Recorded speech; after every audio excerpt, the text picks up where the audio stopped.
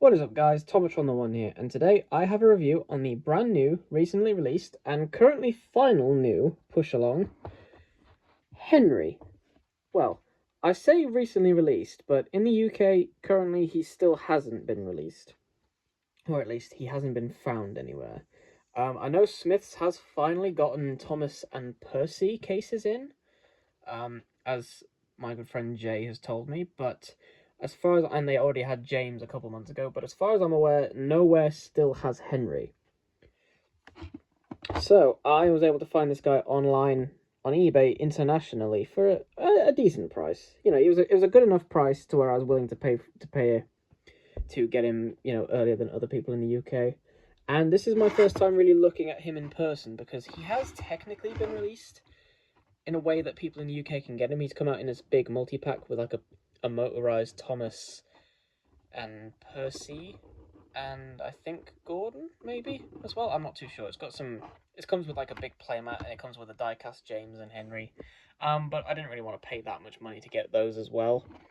So I just bought Henry. Now, first thing I want to point out is that I think this is either the I think this is the Chinese box art because it's got mostly what I think is Mandarin symbols. I'm not too sure. But one thing I would like to point out is that they actually show pictures of James and Henry that you can collect. I mean, they're just CGI renders and they look pretty weird, to be honest. But, like, this is what we want on the back of packages, is we want you to show us the other engines you can buy in this range. That's what I've been saying this whole time. Is like, just show other engines you can buy and it'll look more interesting. Anyway, enough about the back of the package. The front of the package is pretty standard. It features Henry in the top corner, the big 80th symbol on the front, and Henry's name. And Henry's kind of tilted in the box, which I wasn't really expecting, but I guess that just shows that he is quite big for this range. So anyway, without further ado, let's just get this big guy open. Now, it's one of these awkward Mattel packages. Their cardboard is always just kind of really awkward, and that it doesn't just peel away like it does with their diecast, with their Disney cards. It just kind of, the back half peels away and the front half stays on. It's really weird. But anyway, Henry is out of the box. And first thing I have to say is this guy is very weightless. I was not expecting that because Thomas, who is still the second smallest engine in the range, he is still the heaviest engine in the range. Now, I'm going to get some of my heaviest criticisms out of the way first. I hate the fact that he doesn't have a complete wheel set. I know that it's good that they brought back the actual pony truck wheels being actual, you know, physical wheels and not just molded on pieces of plastic or just not being present at all. That's a good thing.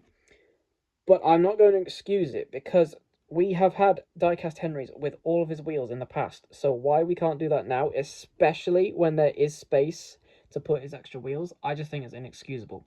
I know it's because they're reusing the chassis from James for Henry as well. I know that's why, but I don't think it's good enough, frankly. Secondly, I think that the face is pretty good, except I don't know what's going on with his eyebrows. That's not completely the shape of his eyebrows in the show, and he never really makes this face in the show. Frankly, from this angle, he almost looks more like Gordon. And in person, it doesn't really convey Henry to me, to be honest. It's not a bad face, and I might warm up to it over time like I did with Percy's face. But right now, I'm not the biggest fan of it. Next up is the lack of painted, if I can take the tender off, good connection, the lack of painted buffers on the rear, because I know you can just paint them on yourselves, but when you can do it for certain engines like Thomas and Percy where they come with painted buffers, why can't you just do it for all of them? It's like the inconsistency in this line just continues. Like, Thomas's front buffers were painted, then his back ones weren't, and then Percy's back buffers and front buffers were both painted, and then James's tender buffers are painted, but Henry's aren't. It's just like, you know, pick a lane and stick to it. Either do it completely or don't do it at all. It's very odd. Speaking of very odd, I think let's go out of order for a change and talk about the tender first. Now, if you've grown up with Take Along, Take and Play, Adventures, Push Along, and all those ranges, you're probably noticing something that's not present on this one. There's no buffer beam footplate on this model, and I'm okay with it, but I'm just conditioned to think it looks weird, because I will show you the Take and Play Henry in a second just to compare the differences over the years, but having no foot plate means that there's no red section where it becomes buffers at the back where they are red. It means that the back of his buffers, they're just completely green, which just looks really weird, and they're just sitting on the back of his tender when they should really be on an actual buffer beam. But the tender itself is actually pretty good, I have to say. It's quite large. I mean, if you look at it next to the chassis, which actually is metal, which I don't think it was with James. No, oh yes it was. Yeah, so James's tender was metal as well, but this one feels more like obviously metal compared to me. Sorry about my dog in the background. I'll try and just mute her out. He has some pretty nice detail on the top. He's finally got his I forget the name exactly, but he's got this pump piece on the back of his tender that his prop did have, which came from the Marklin model they were using to take pieces from. They stuck one of these pieces on the back here, and then you can see on behind the scenes pics there's one on the front here. I wasn't expecting it on the front here, but I am happy to see it on the back here, because it's more pronounced and it's more obvious to me than it was with the Take and Play model. He's got some rivet detailing going on his tender, which he didn't have in the CGI series. They never gave him the updates, but I think at some point they must have updated the style guides for the engines, because he does have rivets on his main body as well. There's not much else I can say, really. The tender does feel quite sturdy, though, I will say. It feels a lot more sturdy than James's does. This feels like it's the same kind of quality plastic, but there's more going on inside, so it feels like you can throw this against something and it wouldn't just chip off, if that makes sense. Good printing. Colour isn't 100% with his body. It probably shows up worse on camera than it does in person. But yeah, the colour's not 100% to the die-cast metal body, but it's close enough. And anyway, enough about the tender. Let's talk about the main guy himself. So yeah, so Henry's size is something I was really curious about when this guy was officially revealed. He is a good size, I think. If I just bring in Thomas here, who you'll see I have customized a bit before I went to Order Extravaganza, you can see that Henry is a little bit taller than him, and he is quite a bit longer. They do reuse the same side rod pieces that they do for James and Thomas, so they are exactly the same piece. So actually you can kind of line them up by those, and then it'll be quite close. So there you go, just about you can see there how much longer Henry is than Thomas. It's not a massive amount, but it is a decent amount. So Henry does feel big, but in my opinion, compared to James, there is just no competition there. James is such a big engine compared to him, and it just looks terrible, in my opinion, my honest opinion. And I don't think that's the fault of Henry, I think that's the fault of James. I think he just looks way too big.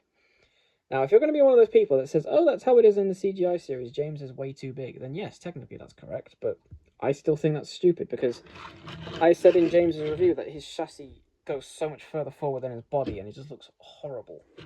Whereas with Henry, his chassis looks like it should go on for longer, and it doesn't. But I think Henry's proportions look a lot better than James's do. He does have some wheel arches, which is nice, because they do actually line up with his wheels, unlike on Thomas, and like with James, but he doesn't have a rear one for some reason. He doesn't have a rear one, that kind of weird half wheel arch. It's not there. They are made of plastic, so they probably couldn't find a way to fit it in here to make it fit under the boiler. But that's still disappointing, because you can tell immediately that it's missing if you know what Henry's like. They do have his cylinders are separate pieces as well, and they actually go through his foot plate, which is a nice detail. But I don't know if this is 100% accurate, but I don't like that the steam pipe isn't central to the cylinder. It's really far up. In fact, if I just look at his picture, I don't think they line. I think they do line up on the CGI model. I can't really tell from that picture. It might be accurate. I just think it looks weird, personally. I might be nitpicking about nothing, to be honest. I am kind of rambling. It's been a long day. But he is, like I said, he is very lightweight, but he is quite hefty. He does feel like a nice solid piece. He does also have this weird discrepancy, like I've mentioned with Percy, that Percy and Thomas and James, and that Henry's cab isn't the same style as everyone else's. His is a separate piece. It's a separately fitted piece, much in the same way that, like, James's cab is reused from his All Engines Go model and slightly retooled. This is a separate piece, whereas Thomas's cab and Percy's cab are part of the body mold. So I don't know what's going on with that. I don't know what the consistency is going to be like with the rest of the range. But I hope they do get it sorted, because I'd rather it be one solid piece than an overhanging piece like this, because it just kind of overshadows the boiler a little bit. His boiler actually is quite small, which I wasn't particularly impressed by. But it does look alright in person, I will admit. It doesn't ruin the look of the model, but it kind of just adds to the kind of squished proportions that I'm not a massive fan of with this toy. He does have some nice detailing on his cab, though. He's got a little hand rail molded on the side there and on the other side, and then he's got, like I said, he's got rivets going along his cab up to his wheel arches, and I don't mind them. I think this is the best way to do rivets. Like, again, with Thomas, they're there, but only if you really look for them, and they don't stand out too much, unlike they did on his CGI model. I don't really have much to say about Henry, to be honest. He is a good model, but there are a couple things that disappoint me slightly with him. So I'm going to bring in the take-on model to compare it with. And you can kind of see straight away what I'm talking about with the wheels. Like, this is the take and play model from 2010, but the original take along was from 2002. And they were able to fit all of Henry's wheels on here seamlessly. They're roughly the same length as well. If you look at that, they're roughly the same length. So why they can't do that on the new one, I don't know.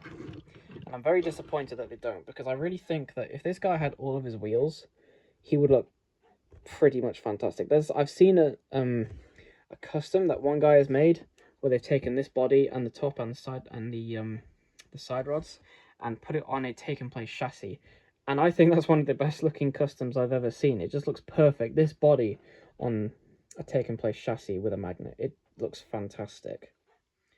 And unfortunately, they were so close to getting it right, and they just didn't. They didn't quite stick the landing. One thing I did forget to mention is that this model does have an accurate footplate shape, which is something that the Taken plate didn't. It was just a straight line going along, and it didn't incorporate his steam pipes or his little dip in the footplate, whereas this one does. And I do like that. They are doing very well with getting the footplate shapes right. The way it dips down here, raises up again, and then dips down at the front again. And you have a couple of more steam pipes and this little, I think this is supposed to be a sunblock in the middle, but I'm not too sure. That looks good. It's not pronounced as much as it should be, really. It should go down a bit further, but for what it is, it does look nice.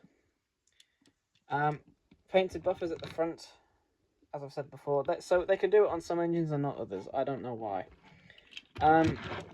So anyway, Henry, as the final original model currently released in the new push-along range, I think personally he might be my third favorite.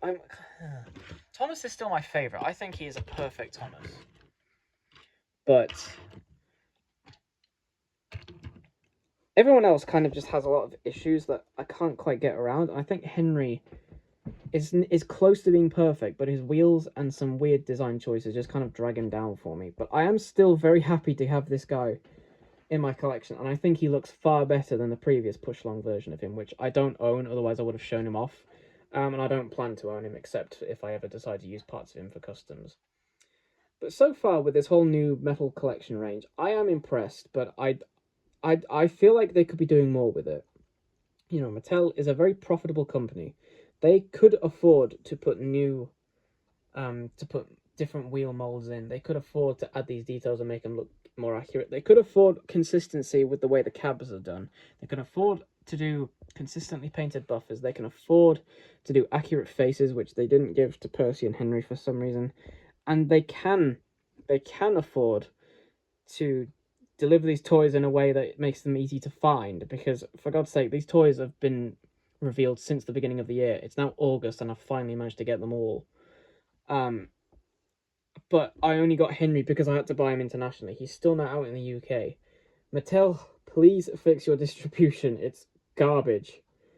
And I'm coming across very negatively, and I do apologize because I'm just quite tired. But I do not hate Henry by any means. He is a good model, and I recommend you pick him up when you find him. But I really hope if this line goes further than this initial wave, if they do Gordon, Gordon, I hope would be the next one they do. I'm expecting him to basically be the same chassis, possibly the same front boiler piece if they really want to go that route. Same cylinder pieces, same bottom, same chassis and everything. I just hope that they can start making this line a bit more consistent. It's good, but it could be better, is what I'm saying. Although I'm saying that like I reviewed the whole line, and technically I haven't, because I finally managed to get one of these guys, but you will have to wait for that review for another day. So would I recommend you get Henry?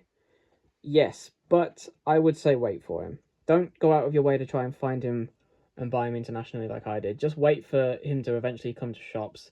If you find him in a multi-pack, I would recommend getting the pack, because there is a new multi-pack coming out soon with these 4 engines. Annie and Clarabelle, who for some reason reused their 2019 designs, which I hate, but it includes a cool new Thomas with a printing of his driver painting his lining on.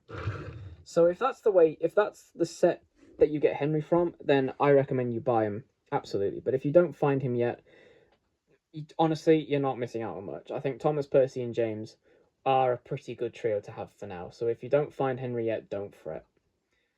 Yeah, that's about all I have to say. If I had to give Henry a rating, I'd give him a 6. I'd give him a 6.5. I think he is very good, but he was so close to being perfect, and the fact that they just didn't do those things to make him better is really disappointing. Anyway, I don't have much more to say. Thank you very much for watching my review, and I will see you next time.